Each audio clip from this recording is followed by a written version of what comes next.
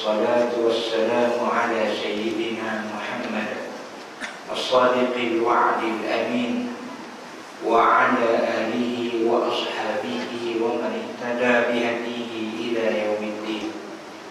سبحانك لا علم لنا إلا ما علمتنا إنك أنت العليم الحكيم.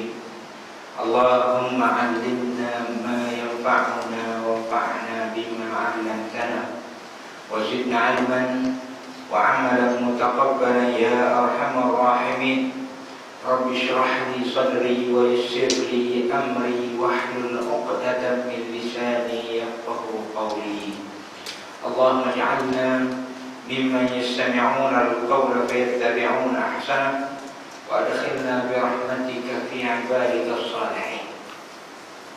السلام عليكم ورحمة الله وبركاته.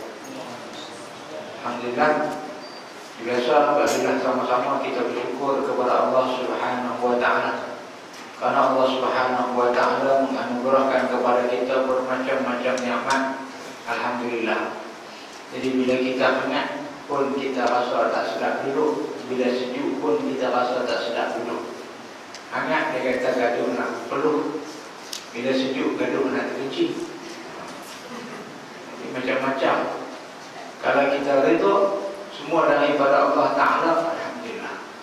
Nikmat panas, nikmat sejuk adalah daripada Allah Subhanahu wa taala.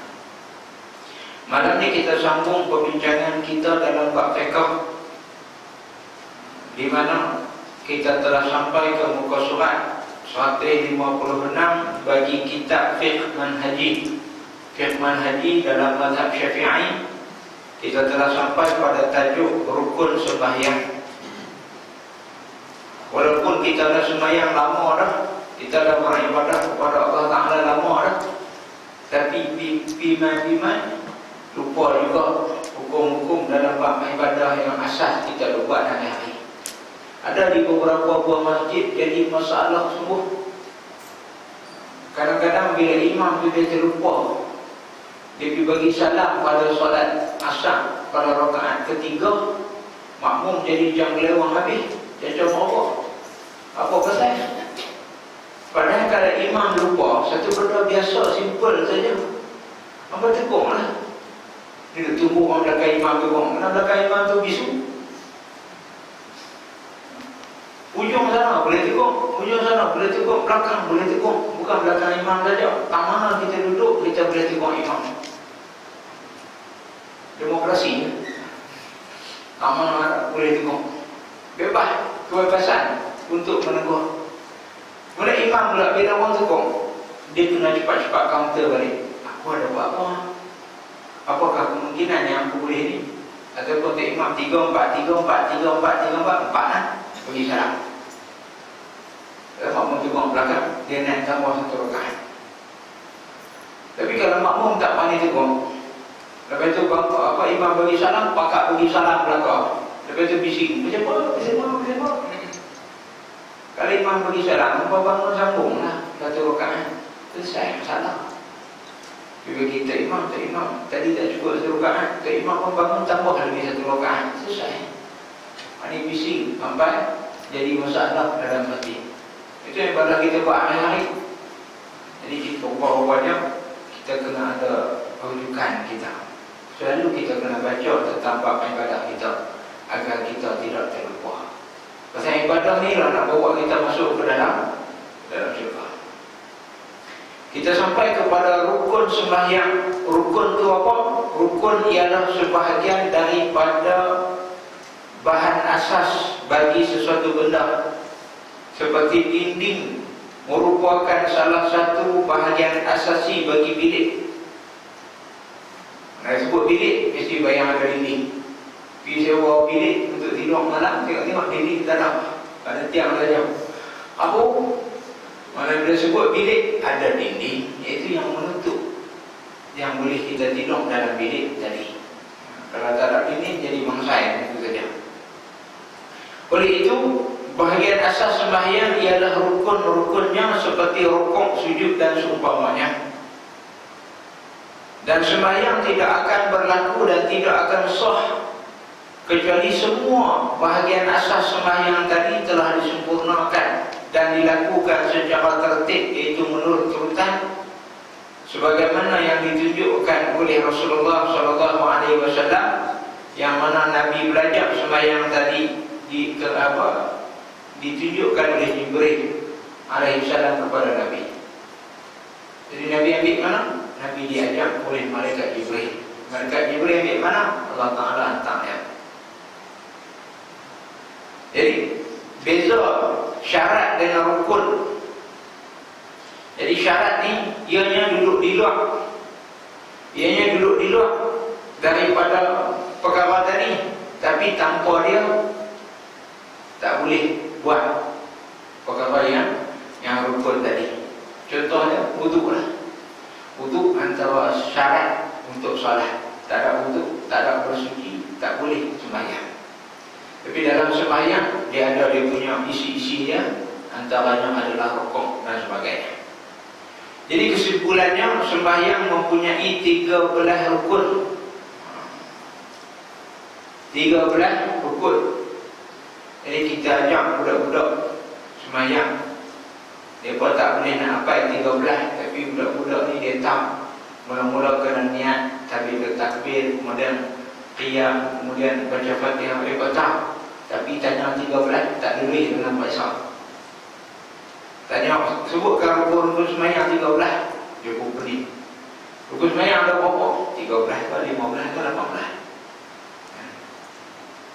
Saya pernah bawa anak saya duduk soal depan. Orang tua tak mau duduk soal depan, orang tua duduk soal belakang-belakang je nak. Bila habis baca orang tua, tu imam membangun nak sembahyang, dia pun kelup main soal depan. Kita ada bawa anak-anak main duduk soal depan, dan tak mau duduk. Itu halau anak saya duduk soal belakang. Dia tanya apa siapa? Dia kata dia pun tak wajib sembahyang ni. Dia pun tak tahu rukun sembahyang lagi. Macam tu boleh. Lepas tu dia tanya anak saya, kamu tahu tak rukun sembahyang ada berapa? Dia kata kat dia ada 13, ada 18. Dibolehan. Ada 13, ada 18. Ya, 13. Kalau semua lain tu tomanina masuk fikir dia. Mana boleh buat macam tu lah, kita main lambat duduk belakang. Atau main wad duduk belakang, orang duduk depan. Nak ada orang pula tak boleh. Itu anak kita pula. Anak kita ni kalau kita bawa main duduk soal depan, dia dapat pahala, kita pun dapat pahala. Kena bawa 3 orang. Sobat MLM ambil apa business center atas, bawah ada 2 makan pairing. Aku pernah macam tu juga. Dia bersoalan tak boleh. Aku nak pahala. Wa fi dzalika falyatanafasil mutanafisun. Pada perkara-perkara untuk dapat syurga itu, falyatanafasil mutanafisun. Hendaklah orang yang berlumba-lumba itu berlumba-lumba. Berlumba-lumba buat baik. Berlumba-lumba buat baik. Bukan berlumba-lumba tunjuk hegak, tunjuk kemah dan sebagainya. Jadi secara kesimpulannya ada 13. Senang kita tak ingatlah 13. Bulan ada 12. Ini jadi 13. Niat yang pertama adalah niat. Niat itu apa? Niat itu qasad. Qasad itu apa belakang? Qasad itu bahasa Arab, iaitu maksud. Daripada qasada maksud. Bahasa Melayu kata maksud, iaitu satu maksud untuk melakukan sesuatu yang disertai di awal perbuatannya. Tempatnya ialah di hati. Dalam hati. Bukan sebut mulut. Dalam hati. Ramai orang kita tak faham maksud niat dengan lafaz niat. Ini yang jadi masalah. Nabi SAW sebut dalam hadis yang begitu masyhur, innamal a'malu binniyat, sesungguhnya amalan itu adalah dengan niat. Dalam mazhab Syafi'i kita faham bahawasanya amalan kena ada niat. Setiap amalan kena ada niat. Baru sah, baru dapat pahala. Mazhab Hanafi pula kata, antuk suara memohong, setiap perbuatan mesti ada niat. Dia kata, aku saja-saja bangun sebelum subuh makan. Pasti faham bangun sebelum subuh makan. Dia kata saja-saja. Ada orang? Tak tahu. orang bangun sebelum subuh makan dengan niat nak bersahur. Dan bersahur tadi tidak lain tidak bukan dengan niat untuk berpuasa. Dia boleh faham kot tu dalam hadis yang sama. Habis itu sama betul? Dua-dua betul. Hadis yang sama? Okey, dua-dua betul. Cuma kita dalam mazhab Syafi'i ini kita ambil kena pastikan ada niat. Kadang-kadang kita ni orang jenis alim, tengok orang takbir kita pun takbir. Mayang apa? Tak tahu kan mayang apa. Sebab tadi tanya tengok dia balik, lupa mayang asam ke mayang roh ya. Jadi niat sembahyang mesti disertakan ketika takbiratul ihram. Ini bermaksud ketika melafazkan takbiratul ihram. Allahu Akbar. Dalam tu kena ada lintasannya, yang bahawasanya aku ni dalam keadaan sedang dan tertumpu kepada maksud tadi untuk melakukan sembahyang. Di samping itu ingat akan jenis dan kefarduan sembahyang yang nak didirikan. Kita takbir Allahu Akbar, walaupun pendek, seadanya sedang aku dah buat apa ni? Aku angkat takbir untuk solat maghrib. Ikut mak. Tahu tak kita lupa apa? Angkat tangan nak tampak nyamuk kan? Nak semayang. Nak semayang. Lintasan tu kena ada. Ada orang dia salah faham. Dia ingat kena lafaz niat pula dalam hati. Tadi dia kata sahaja aku sembahyang fardu maghrib 3 rakaat tunai makmum kerana Allah Ta'ala. Allahu Akbar. Dia kali belakang tak haji, tak masuk lagi. Tadi kerana Allah Ta'ala kata habis nafas. Pernah main belakang kawan, dia kali belakang, dia kata nanti tak masuk lagi. Kita tu nak takbir tau, dia takbir. Nak takbir bersama imam, dia kali belakang, dia kata nanti tak masuk lagi. Ada macam tu. Dia salah faham bahawasanya niat itu adalah lintasan. Maka membunuh dengan niat. Dia tak kata sahaja aku bunuh dia dengan batang jangkui ini kerana aku ya tenang. Dia membunuh dengan niat ialah memegang objek yang boleh membunuh dan dikenakan pada tubuh badan bahagian yang boleh membunuh. Itu nama dia membunuh dengan niat. Tapi kalau dia ambil kita haikat apa? Haikat sup apa nasi ayam tu, dia jentik betul telinga mati kau tu.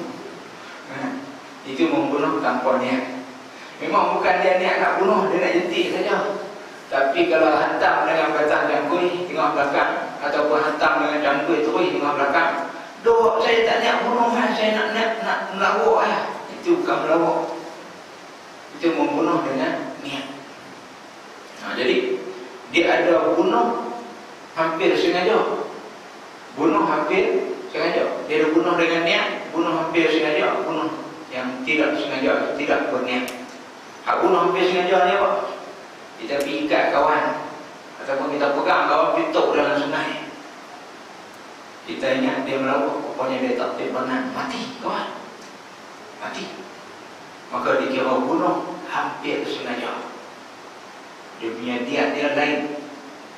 Kena bayar pampasan nyawa dia lain daripada membunuh dengan tidak sengaja. Membunuh dengan tidak sengaja. Baik. Jadi maksud niat ini ianya tidak disyaratkan menyebut dengan lidah. Nampak? Rukun sembahyang niat dalam hati. Habis itu kita sebut dalam usolli fardhu maghribi salasa raka'atin makmuman lillah ta'ala. Atau boleh? Itu lafaz niat dan dia masuk dalam sunat-sunat sembahyang. Dia tak semestinya sebut dalam bahasa Arab. Kalau kita sebut dalam bahasa Arab, tak faham bahasa Melayu pun tak jadi renyah juga. Tujuan dalam mazhab Syafi'i kata lafaz niat adalah sunat. ialah nak bagi kita faham ni, aku dah buat apa ni. Sahaja aku sembahyang fardu Isyak 4 rakaat ikut imam kerana Allah Ta'ala. Ni aku tahu lah ni, aku dah baca apa? Allahu Akbar. Maka kita dalam keadaan sedang kita nak buat apa? Itu yang menghadirkan niat. Tengok orang Arab takbir kan banyak lah pun. Allahu Akbar. Kita panjang sampai biru muka pada ya. Jadi kita tersalah faham. Itu salah faham. Itu main wawah pula, wawah habis berdosa. Jangan wawah berdosa. Kita anggap okey, aku ni tak sembahyang. Anggap Allahu Akbar, susah. Kita dalam keadaan sedang. Kalau jenis gila seketika, salah. Seketika dia jadi mering, seketika dia jadi okey. Ini jadi masalah lain. Niat yang pertama, niat. Yang kedua, berdiri ketika sembahyang fardu bagi yang berpuasa, yang mampu lah, bagi yang mampu. Dalil dia, Imam Bukhari meriwayatkan daripada Imran bin Husain bahwasanya Imran bin Husain radhiyallahu taala anhu berkata, aku mempunyai penyakit buasir. Semua tahu jenis penyakit di bahagian tubuh. Lalu aku bertanya kepada Rasulullah sallallahu alaihi wasallam berkenaan dengan sembahyang. Lalu sabda Rasulullah sallallahu alaihi wasallam, sembahyanglah kamu dalam keadaan berdiri. Sekiranya tidak mampu, maka dalam keadaan duduk. Sekiranya tidak mampu, maka di atas lambung kanan, itu menyiring di atas tulang rusuk sebelah kanan menghadap kiblat. Macam duduk dalam kubur, betul lah. Dalam kubur. Tapi kalau tak boleh juga, dalam keadaan terlentang. Kalau tak boleh juga, sembahyang dengan mata. Kalau mata pun tak berkelip juga, hati duduk sedang, sembahyang dengan hati. Kalau tak boleh juga, hati, orang turun sembahyang, orang hati. Betapa pentingnya sembahyang. Tak boleh tinggal. Mati pun orang kena turun sembahyang. Ada orang dia tak sembahyang, bila orang ajak dia sembahyang, dia marah balik. Dia kata, jangan buat macam tu, orang duk ajak-ajak. Sekali lagi aku tak sembahyang tu lagi pun tak. Tapi jangan tak sembahyang kubur. Aku ajak kan. Nanti hanya jawab dengan Tuhan. Dia kata sembahyang tak sampai suruh ni tunggu itu imam panggil ya. Wah, bulan ambil bulan. Kalau malaikat mai kata jangan takut, jangan gentar. Muka dan hakim jangan takut, jangan gentar. Tak takut jangan tu imam masuk pun takut tu. Malaikat mai terayau kau. Kamu tak sembahyang lagi kena. Kalau orang kata kat saya kubur masing-masing, saya marah balik kat dia. Saya kata apa, hantar mana nak minta kalau kubur duduk dekat kubur aku. Kalau kena godang tak gegang kubur aku. 70 hasta ya. Kubur berapa hasta kan betul. Kena hantar gegang. Dia jawab cara lelak balik ya kan. Kalau dia jawab cara lelak, dia kata angin Nabi kata. Tapi InsyaAllah cuba Nabi bayar, cuba Nabi bayar. Kita pun ajak pergi makan mie goreng apa semua. Lepas tu balik, kita ajak pergi makan mie udang dekat Ian. Pagi 15 ambil minyak pinggan. Balik singgah masjid. Jom ya. Dia bayar. Ya. Ajak pergi makan pula. Tak apa, saham akhirat. Habis duit aku, nak bagi dia bayar. Tak apa. Kita kalau kawan kita ni, jiran kita, dia nak kena bakar. Tapi tu orang kata kena tak mau bagi dia kena bakar, bayar RM15. Kita nak bayar. Kita bayar. Bawa mana orang nak RM15. Kena bakar api dunia. Kena bakar api akhirat lagi kita. Kita buat macam tu. Lama-lama dia sembahyang. Bila dia masuk rumah Allah, kita berdoa, ya Allah, aku dah bawa lah dia masuk rumah kamu, ya Allah. Maka tolonglah, ya Allah. Bagilah hidayah kepada dia. Bagilah hati dia terbuka untuk tidak meninggalkan solat. Kita umatlah dalam rumah Allah, maka Allah Ta'ala Maha berkuasa. Dan itu rumah Allah, Allah Ta'ala akan bagi. Itu kerja kita. Itu kerja kita. Baik, berdiri ketika sembahyang. Seseorang dianggap berdiri apabila dia berada dalam keadaan tegak. Sekiranya dia membungkuk dengan sekira-kira, telapak tangan dia boleh menyentuh lututnya tanpa uzur. maka batallah sembahyangnya. Ini kerana rukun berdiri sudah tidak ada lagi di dalam sembahyangnya itu. Jadi kita ni Allah Ta'ala buat eloklah. Tangan kita tak macam buruk panjang, tangan buruk panjang, dia boleh pegang lutut tanpa rokok. Maka bila kita dah duduk, kita dah bongkok tanpa uzur. Jadi orang bongkok lah, ada orang dia bongkok. Bila berdiri cekak dia boleh bongkok, tangan dia akan sampai lutut. Itu dikira uzur lah. Tapi kalau kita ni, kita duduk sampai macam tu, kata kita tunduk garu lutut, maka dia telah keluar daripada rukun berdiri. Sekiranya orang yang sembahyang hanya mampu berdiri pada sebahagian sembahyang sahaja dalam sembahyangnya dan tidak mampu pada bahagian-bahagian lain, maka hendaklah dia berdiri ketika melakukan bahagian yang dia mampu lakukan secara berdiri, dan duduk pada bahagian yang dia tidak mampu lakukan secara berdiri. Contoh, dia berdiri lama, sekali lagi dia bergoyah, dia pelik, dia tak stabil. Jadi dia main semayang, ataupun dia semayang di rumah dia, Allah Akbar, berdiri. Sekali lagi dia terburah, sekali lagi ni dia boleh tubik, maka dia duduk. Setakat dia boleh sanak pegang kursi di atas, lepas tu dia duduk. Kalau dia tak mampu langsung berdiri, walaupun seketika, dia boleh duduk terus. Ataupun dia punya badan dia 200 pound, badan dia 200 pound, 300 pound, badan dia 300 pound. Tak lagi kalau dia pula tak duduk atas kursi tak nak. Dia memang surau, kursi tak nak. Kursi semua orang pulang-pulang, cuci semua, lupa masuk balik, dia masuk tak ada kursi. Dia nak duduk atas kursi tak boleh, maka dia semayang duduk terus. Ada seorang kawan berkeyuh mengadu. Lepas habis semayang, kawan tu mesang dia. Dia kata, abang buat tak semayang berdiri? Dia kata, siapa? Ada ustaz tu kata, kalau mampu semayang berdiri dulu, abang main surau pun jalan kaki, bukan naik wheelchair, bukannya abang tidur atas kaki. Jadi abang main semayang di surau ni, boleh jalan kaki main, takkan semayang duduk terus. Risau. Kawan tadi pun dengar, okey lagi. Kata kau ni. Lain dia kata, okey, biar saya dekat pula. Dia tunjukkan, saya okey you. Kaki saya tak boleh lipat. Saya tak boleh duduk. Kalau saya berdiri, saya tak boleh duduk lah. Kalau saya duduk, saya terbalik, habis Jumaat.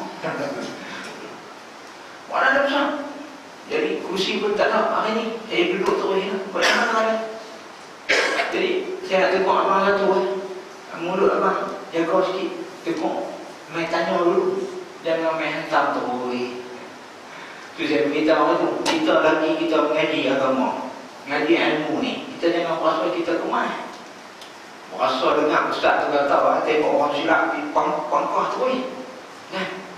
Dah, rupanya ada orang okey. Jangan ni dia. Tanya, abang sakit ke? Abang sakit. Dia itu tadi orang tak apa. Kita pun steady, okey. Ini memang kalau terus tak boleh. Jadi orang yang berdiri ni, dia semayang fardu lah. Pada semayang fardu, kalau dia mampu berdiri, dia berdiri dulu dalam keadaan takbir. Lepas tu dia duduk. Dia duduk. Dia tak boleh terus main duduk takbir. Tak boleh. Sebab apa? Dia mampu lagi berdiri. Kerana itu adalah sebahagian daripada rukun. Kemudian kalau dia tak mampu, bahagian lain dia nak rokok, tak boleh. Kalau dia rokok sakit, dia takut terlajuk sampai tersungkuk. Lepas itu rokok, dia boleh duduk. Ada juga orang macam tu, dia bila dia sujud, darah dia akan naik ke bahu-bahu, masuk dalam bahu-bahu, menyebabkan dia akan jadi sakit. Jadi dia tak boleh sujud, dia hilang nikmat sujud. Maka dia dibenarkan untuk apa? Untuk duduk atas kursi. Waktu qiyam dia berdiri, waktu rokok dia rokok, waktu sujud dia duduk. Sebab dia tak boleh sujud, dia duduk di sekokok dia. Ada rokok dia. Jadi dalam semayang diberi kebebasan. Mana semayang dia tak mandatory paksa dia tu. Kena ada hari. Maka dalam perkataan sembahyang fardu menunjukkan berdiri ketika sembahyang sunat adalah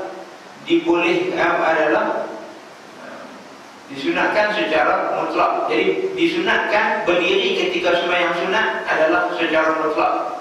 Oleh itu harus bagi orang yang bersembahyang dan sembahyang sunat dalam keadaan duduk sama ada ketika mampu berdiri ataupun tidak. Sembahyang tarawih tak larat nak berdiri. Sebab apa? Tadi kerja kuat sangat, kerja makan. Tadi kerja makan kuat sangat, sampai tak larat nak berdiri solat. Nak sembahyang sambil duduk boleh tak Ustaz? Boleh. Baik. Tengok solat boleh ni semua. Buat apa? Berat perut. Makan ni cikam banyak sangat. Ada 20 orang sengkok. Malam tu je silap. Tak terlalu dah. Jadi Nabi kata, man shalla qa'iman, siapa sembahyang dalam keadaan berdiri fahuwa afdal, itu adalah dia dapat pahala yang terbaik. Sembahyang sunat kita pilihlah. Dan yang afdal diri. Wa man shalla qa'idan falahu nisfu ajril qa'im. Siapa yang mampu tapi dia sembahyang duduk, maka dia dapat separuh daripada pahala orang diri. Ikut kita. Kalau kita nak separuh, buat yang duduk. Jadi buat kan? Dan man shalla na'iman, siapa sembahyang dalam keadaan berbaring, bukan dalam keadaan tidur, tapi lena memang tak boleh. Itu mustaqiyan, iaitu sedang berbaring. Wa falahu nisfu ajril qa'id, maka baginya separuh pahala orang yang duduk. Iblis sembahyang baring, dia bangun tahajud, ya Allah berat. Dia pergi bilik yang ni, ambil sembahyang sambil lena. Jamban pula duduk aja, duduk kan. Duduk tak kepala kat dinding tu, lena kat tandas. Jaga-jaga, aku nak sembahyang tahajud. Awak dah letih dengan kemarin, kenuri, letih. Dia pun ambil sembahyang semua, dia letak larat dia, dia sembahyang duduk. Boleh tak boleh? Boleh. Afdal lagi daripada dia tak sembahyang langsung. Macam tu lah. Tapi sembahyang sambil baring dia tak percaya. Duduk berlena, kalau duduk baring belah kanan sedap pula lena lagi. Kan? Baring tak terbantai pula tu. Tak tahu nak kata. Tapi boleh lah buat kan. Apa nak terang mana ni boleh lah. Takut bagi talam atau ambil bentar lagi. Okey. Tapi kalau dalam hospital, katil dia bersusun orang. Lipat kita sakit, kita jangan lebih pelai yang isi pula. Nak tolak katil bagi betul sebelah. Ya. Menayang, habis cabut dia waya-waya semua. Paham belakang naik, pergi orang tua tu boleh menghadap sebelah, pergi boleh sembahyang. Dan orang yang uzur dia boleh sembahyang menghadap ke arah mana dia boleh menghadap. Yang penting kita beritahu masuk dalam maghrib, dia ambil butuh untuk mau. Ambil kapai, ambil tolak, ambil spray, tapu lak tangan dia. Bawa kapai dari balik. Orang kita dia ingat kalau ada setitik dua jadi mustahman. Game nak kena porah sampai kering. Dah porah nak keadaannya. Islam tidak menyusahkan. Porah sampai kering, bubur balik ayam. Lepas lak balik tangan, lak muka dia, lak tangan dia. Sapu kepala dia, sapu kaki basuh, sapu kaki dia. Dia mau masuk waktu maghrib, mau solat. Dia pun kelip-kelip mata, dia pun solat dan lagi. Kita kena buat macam tu supaya apa? Supaya umur kita, ayah kita mati dalam hospital dalam keadaan dia sembahyang. Dia duduk hospital 2 minggu anak tak tolong dia sembahyang. Teruk. Anak tu sebelah mikir tu. Mikir, handphone. Suruhlah. Bantu dia pun sembahyang. Sebab hak sihat pun tak sembahyang. Bila tanya orang tak sembahyang, dia kata Allah tahu aku sakit. Dia boleh jalan. Bukan tu dekat sekolah, berjalan sikit-sikit pergi dekat ujung, duduk sembang nampak kat tapi tak apa. Boleh. Tapi mai kat katil dia tak ada sembahyang. Padahal dia boleh sembahyang duduk, dia boleh sembahyang baring, dia boleh sembahyang dengan mata, dia boleh sembahyang banyak dengan hati. Tak takut mati di hospital. Hospital memang tempat orang mati. Ada yang rumah sakit. Yang pertama tadi rukun sembahyang niat. Yang kedua berdiri untuk sembahyang fardu. Dan yang ketiga ialah takbiratul ihram. Di mana hadis Nabi SAW, Nabi kata, miftahus salati at-tahur, kunci salat itu adalah bersuci, berwudu. Wa tahrimuha at-takbir, permulaannya adalah takbir. Wa tahliluha at-taslim, pengakhirannya bagi salam. Jadi permulaan salat ialah takbiratul ihram, lafaz Allahu Akbar. Itu lafaz yang perlu kita sebut. Baik, caranya kita mestilah lafaz Allahu Akbar. Walau bagaimanapun tidak mengapa sekiranya ada penambahan yang tidak mengubah nama Allah dengan menyebut Allahu Akbar ataupun Allahul Jalilul Akbar. Tapi saya nasihat jangan lupa Saya orang balik kursi ini orang agak pelik saya lupa walaupun boleh buat, bukan semua benda harus boleh buat dah. Tutup aurat ialah lelaki daripada pusat sampai ke lutut. Tapi jangan nak main dalam masjid pakai kain pelekat saja. Janganlah duk main surau pakai kain pelekat saja. Bukan semua harus tu boleh buat dah. Bukan semua harus tu boleh buat. Saya nasihat jangan buatlah, buat pelik-pelik. Ada orang dia suka buat pelik-pelik. Dia belikan cik dia tukang mirror. Walaupun kata dah Sumira tak jual di Malaysia, tapi dia nak bagi ada juga mirror di Malaysia. Sebab apa? Nak pelik pada orang. Pada kita tak apalah buat okey. Buat sembahyang, jangan lupa pelik-pelik pada orang. Nanti dia jadi kecau bilang. Saya sendiri, saya mengaji 4 mazhab. Bahkan ada mazhab-mazhab, pendapat-pendapat lain dari pendapat mazhab pun saya mengaji. Tapi dinasihatkan oleh tuan-tuan guru, jangan amalkan depan orang dan jangan fatwakan depan orang, takut jadi masalah. Saya tahu mazhab Hanafi, saya tahu mazhab Maliki, saya tahu mazhab Hanbali. Tapi antaranya Datuk Mufti kita kata jangan duk beritahu depan orang ramai, tak lagi jadi masalah. Kata bunuh jadi masalah. Baik.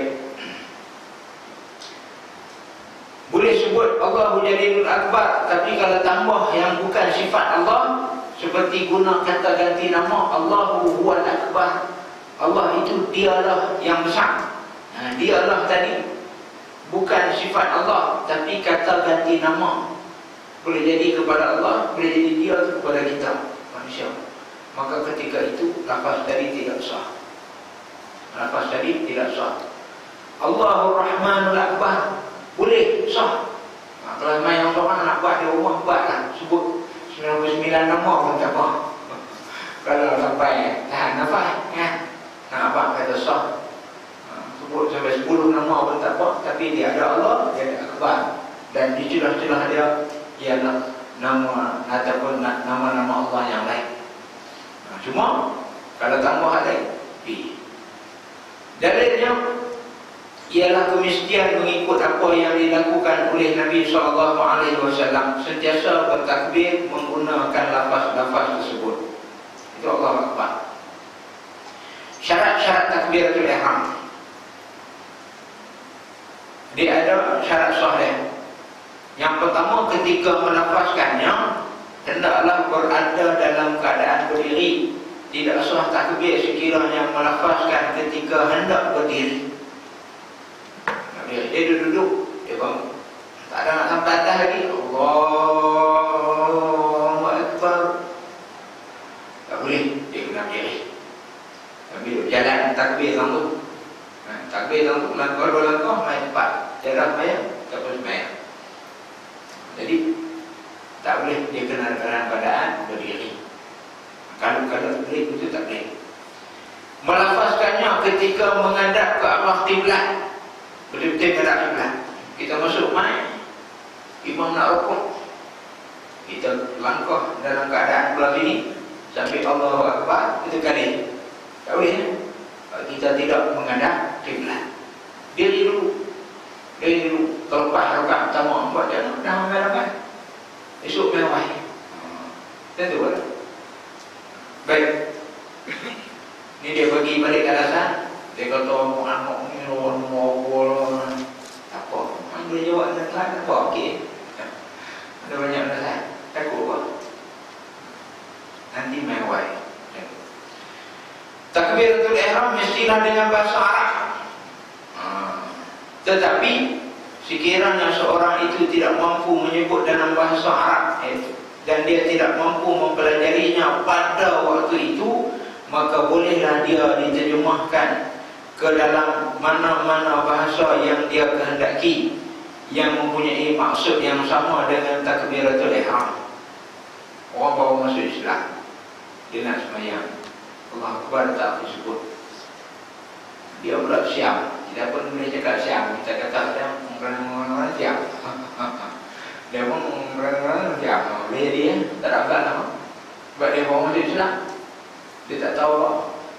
Ataupun dia masuk Islam di mana dia duduk di pulau. Buat dia tekanan di satu pulau. Ada semua Tok Syekh ni duduk dakwah dia. Tok Syekh tu kena demam, kena gigit nyamuk, demam, mati.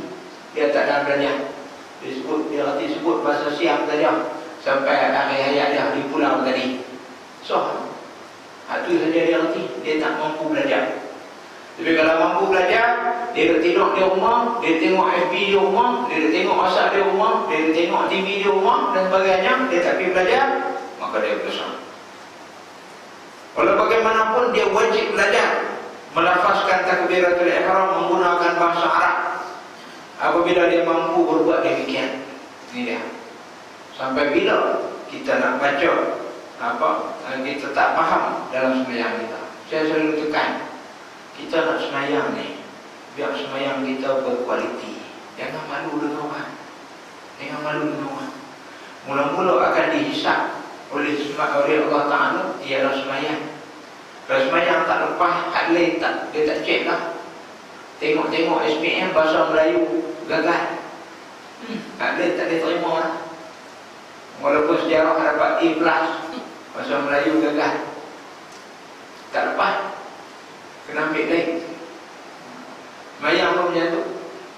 Dia yang pertama sekali, awal-awal yang dihisap ialah sembahyang. Dia jangan malu pergi tanya orang. Kalau malu nak tanya depan-depan, boleh tanya pelan-pelan, pergi rumah dan sebagainya. Tanya pelan-pelan. Tadi betul tak saya baca dalam sembahyang ni? Baca Fatihah pelan-pelan. Nanti satu hari saya nak dengar semua Fatihah orang. Tutup itu. Saya nak dudukkan. Belajar. Dengar Fatihah. Betul. Lawak yang melari tak main. Dia mengaji belajar baca Quran di Malaysia ni, antara masalah dia bila kena baca di depan, malam tengah okey, malam keluar sebut tapi takut kena tekuk. Jangan takut. Biar kita kena tekuk di dunia, bukan nak pergi ke mana kan. Di akhirat nanti kita akan masuk untung. Ketekuk. Saya akan komite Fatihah insya-Allah. Lepas kita habis pukul semayang ni, jadi kita akan tengok komite Fatihah. Seorang dua dulu baca, lepas tu nanti siapa nak baca, komite sebutan, biar sebutan kita tu perfect. Tapi kalau tak ada gigi macam mana? Tak kat tu saja.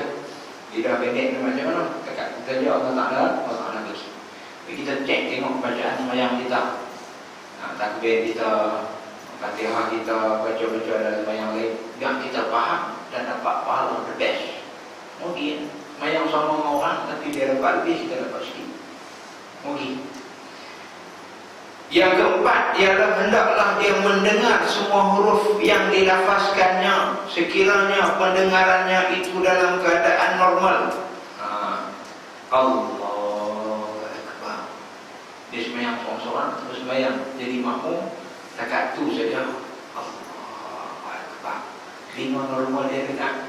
Tapi kalau dia jadi buka, jangan duk gagah sampai dengar Allahu Akbar. Kejut kawan pula. Ada Ada orang yang macam tu. Jadi kita kena jaga. Jangan sampai mengganggu orang sekolah. Kawan sekolah pun terkejut. Kau mana lah bawa bedah jantung. Terkejut. Jadi kita takbir tadi sekadar dengar di telinga kita. Tapi kalau berasa telinga kita ini buka, tak dengar pun tak apa. Okey.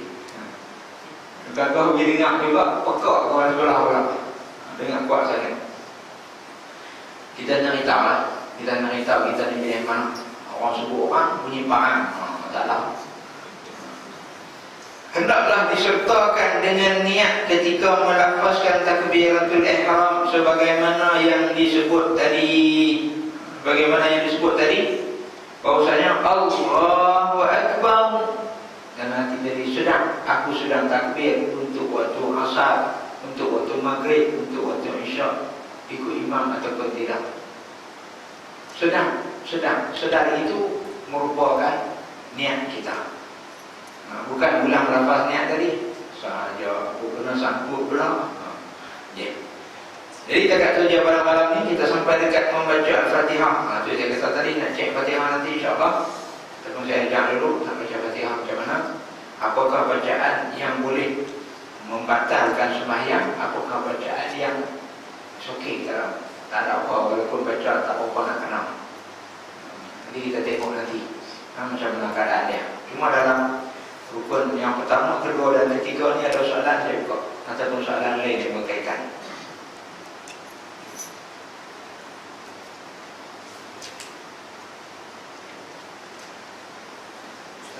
Ya. Ya.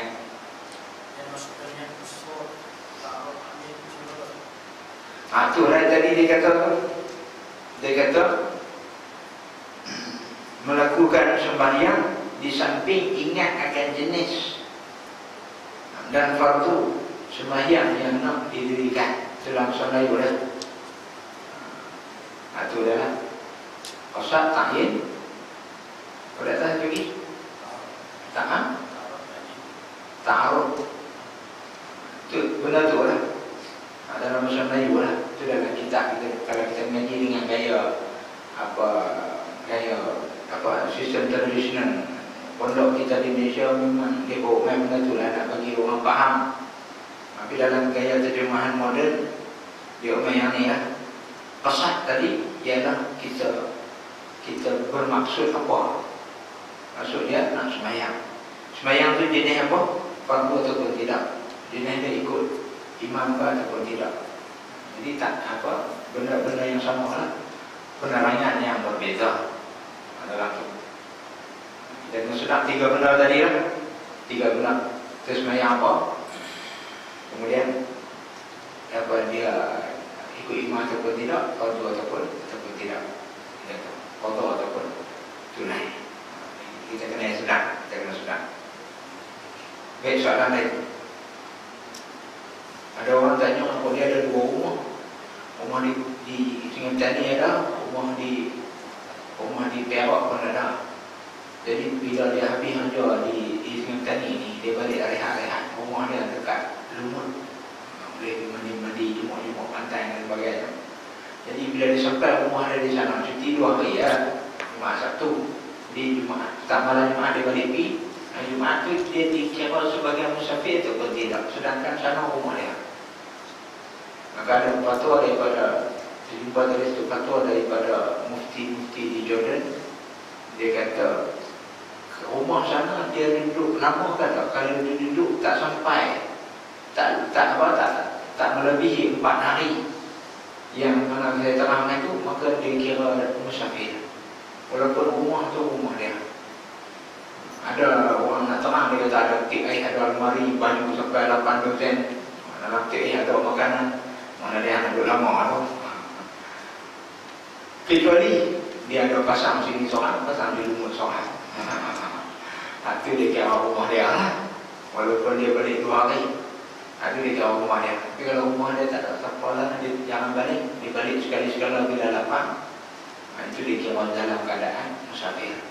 Ataupun dia duduk di Sungai Petani, di PKL, dia nak balik pergi Perlis, tapi dia kena balik ke rumah, ambil fail dia rumah, nak pergi syarat di Perlis.